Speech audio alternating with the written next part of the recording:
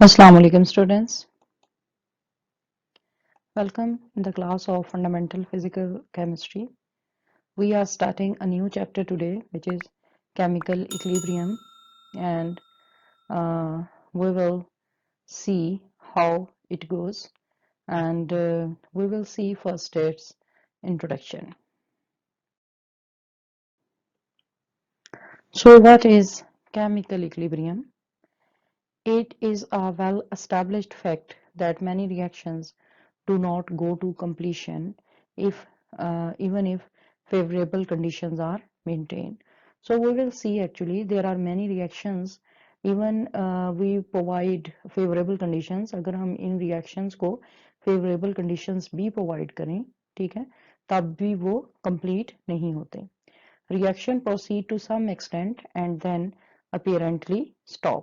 ठीक है, अब इसका क्या मतलब है, यानी रिएक्शन जो है, यानी रिएक्टेंट्स हमारे पास जो हैं वो प्रोडक्ट्स में कन्वर्ट हो जाते हैं, ठीक है, और फिर उसके बाद ऐसे लगता है कि जैसे रिएक्शन जो है वो स्टॉप हो गया है, ठीक है, रुक गया है, leaving considerable amount of unreacted materials, यानी रिएक्टेंट्स जो हैं उनकी काफी मिकदार जो है बाकी बची होती है, ठीक है, और ऐसे लगता है कि रिएक्शन जो है वो अब स्टॉप हो गया है.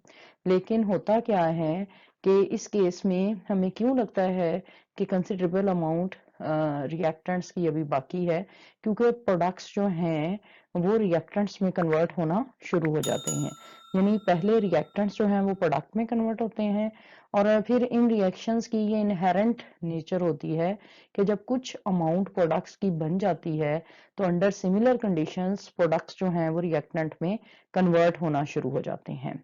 When such a change is reached that no further reaction is apparent, it is said to have attained a state of equilibrium. ठीक है, तो जब इस तरह का एक मैकेनिज्म जो है वो एस्टैब्लिश हो जाता है जिसमें हमें इस तरह लगता है कि रिएक्शन अपेरेंटली स्टॉप हो चुका है, यानी रिएक्टेंट्स जो हैं वो प्रोडक्ट्स में कन्वर्ट नहीं हो रहे, तो उसको फिर हम कहते हैं कि रिएक्शन ने स्टेट ऑफ इक्विलिब्रियम जो है वो अचीव कर ली है at that temperature and the observable properties of the system do not change with time.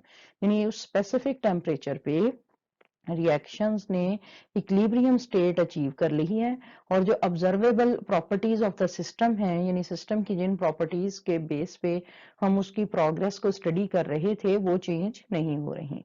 It is obvious that the reaction can proceed in either way and the composition of the system at equilibrium is fixed. ठीक है, अब इसका क्या मतलब है, इसका मतलब actually ये है कि इस तरह का रिएक्शन जो है वो दोनों साइड पे चल सकता है, that it can occur in the forward reaction as well as it can occur in the reverse reaction. तो अब क्या होता है कि जितने number of molecules of reactants they are converting into products, उतने ही number of moles of products जो हैं वो रिएक्टेंट्स में चेंज हो रहे होते हैं, तो इसको कहते हैं इक्विलिब्रियम. तो इक्विलिब्रियम स्टेट पे the reaction proceeds in both direction at equal rate so that the rate of formation of the products is equal to the rate of disappearance of the reactants. ठीक है, जैसा कि मैंने पहले कहा equilibrium पे reverse और फॉरवर्ड रिएक्शन दोनों इक्वल हो जाते हैं, ठीक है, तो और rate of formation of products, ठीक है, ये फॉरवर्ड रिएक्शन है यानी प्रोडक्ट के बनने का, this will equal to the rate of disappearance of reactants. ठीक है, तो ये rate of disappearance of reactant के बराबर हो जाएगा. Under these conditions no perceptible transformation can be observed in the system. तो अगर ये वाली कंडीशन हो कि number of molecules of reactants जो प्रोडक्ट्स में कन्वर्ट हो रहे हैं और वो इक्वल हो जाए number of molecules of products जो रिएक्टेंट्स में कन्वर्ट हो जाते हैं हो रहे हों, तो एक्चुअली हमें कोई भी ऑब्जर्वेबल या परसेप्टेबल ट्रांसफॉर्मेशन नजर नहीं आती सिस्टम में, और अपेरेंटली ऐसे लगता है कि रिएक्शन जो है इट कम्स टू रेस्ट. ठीक है, वो यानी रेस्ट में आ गया है. However, in reality, both the forward and reverse reactions are occurring at equal rates at all the times. लेकिन हो क्या रहा होता है कि फॉरवर्ड और रिवर्स रिएक्शन इक्वल रेट पे हो रहे होते हैं एंड द इक्विलिब्रियम इज दस रियली अ डायनामिक वन। ठीक है, और इस तरह के इक्विलिब्रियम को हम डायनामिक इक्विलिब्रियम कहते हैं, यानी इक्विलिब्रियम तो अचीव हुआ है बट उसके साथ साथ मूवमेंट भी हो रही है, तो इस तरह के इक्विलिब्रियम को हम कहते हैं dynamic equilibrium. Okay, at the equilibrium state, if there is a change in the physical state, the equilibrium is called a physical equilibrium। ठीक है, अब इक्विलिब्रियम पे अगर जो भी रिएक्टेंट्स हैं उनकी और प्रोडक्ट्स जो बन रहे हैं, अगर उनकी फिजिकल स्टेट चेंज हो, ठीक है, तो उसको हम फिजिकल इक्विलिब्रियम कहते हैं। इसकी मैं आपको एग्जांपल देती हूँ। For example we have a water in liquid form, ठीक है, एज रिएक्टेंट। जब हम उसको हीट करते हैं फॉर एग्जांपल 100 डिग्री सेंटीग्रेड, तो उसके वेपर्स बनने शुरू हो जाते हैं, और अगर हम उसको क्लोज्ड कंटेनर में लें, ठीक है, तो vapours they will collide with one another, और जब वो एक दूसरे से टकराएंगे तो वो दोबारा लिक्विड फॉर्म में आ जाएंगे। ठीक है, यानी पहले वाटर जो है वो वेपर फॉर्म में जाएगा और वेपर जो है वो लिक्विड फॉर्म में, और अगर उनके दरमियान एक इक्विलिब्रियम एस्टैब्लिश हो जाए कि number of water molecules going into vapor state is equal to the number of water molecules going into from vapor to liquid state। ठीक है, तो इस तरह के इक्विलिब्रियम को हम कहेंगे फिजिकल इक्विलिब्रियम, क्योंकि फिजिकल स्टेट चेंज हुई है। किस तरह से, पहले जो रिएक्टेंट था हमारे पास वो लिक्विड फॉर्म में था, और जो प्रोडक्ट यानी वेपर ऑब्टेन हुए वो वेपर्स हैं। So this is the change in physical state, और इस तरह की स्पीशीज में, रिएक्टेंट और प्रोडक्ट स्पीशीज में अगर इक्विलिब्रियम एस्टैब्लिश हो जाए तो हम उसको बोलेंगे physical equilibrium. However, if it involves a change in chemical species, then the equilibrium is referred to as chemical equilibrium। ठीक है, और अगर हमारे पास रिएक्टेंट जो है, for example we have calcium carbonate, हमारे पास कैल्शियम कार्बोनेट है और उसकी डिकम्पोजिशन हो कैल्शियम ऑक्साइड और कार्बन डाइऑक्साइड में, ठीक है, और क्या हो कि इन रिएक्टेंट्स और प्रोडक्ट्स के दरमियान इक्विलिब्रियम एस्टैब्लिश हो जाए। तो रिएक्टेंट क्या था हमारे पास, कैल्शियम कार्बोनेट, और प्रोडक्ट्स क्या हैं, कैल्शियम ऑक्साइड और कार्बन डाइऑक्साइड। तो इनकी केमिकल नेचर ही चेंज हो गई है। ठीक है, अब वाटर के केस में ये जो मैंने एग्जांपल दी थी उसमें वाटर की केमिकल नेचर नहीं चेंज हुई। ठीक है, वाटर वो वाटर ही है, whether it is in the form of liquid और इन वेपर फॉर्म, उसकी केमिकल जो नेचर है वो वाटर ही है।